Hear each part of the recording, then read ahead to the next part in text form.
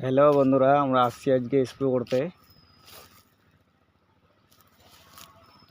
আবার সকালবেলা আসলাম। প্রথমে একটা বাগানে আসছি। বাগানের একটাও গাছ আছে দেখছি, একটাও গাছ ঠিক নাই। কোনোটা ফাটা আছে, কোনোটা ছাল উঠে গেছে, কোনোটা পোকা ধরে গেছে। মানে এই বাগানগুলা ওরকম যত্ন নেয় না বাগানগুলার।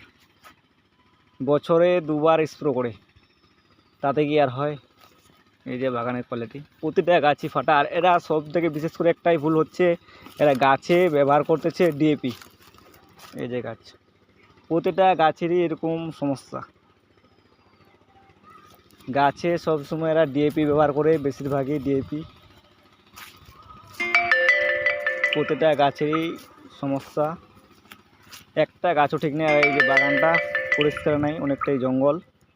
এরা যত্ন নেয় না বলে বছরে দুবার খালি সার দেয়। এই যে গাছের প্রতিটা গাছের এরকমই অবস্থা। একটা এই যে গাছগুলা,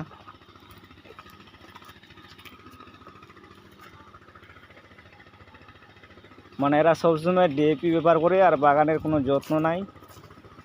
বছরে বেলে দুবার সার দেয় ডিএপি, আর দুবার সেচ মানে জল দেয়। দুবার জল দেয় আর দুবার সার দেয়, আর সারও দেয় বলে ডিএপি।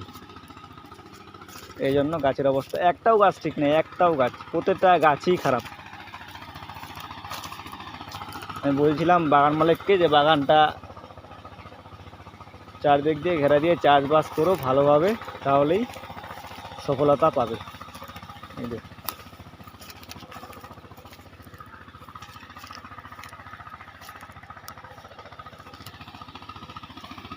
তার পাশেই আবার একটা বাগান আছে সুন্দর। এই যে সুন্দর বাগান এটা আবার, এই মালিক বাগানটা করতে পারছে না। এই যে প্রতিটা গাছে এরকম পোকা, স্প্রে নাই।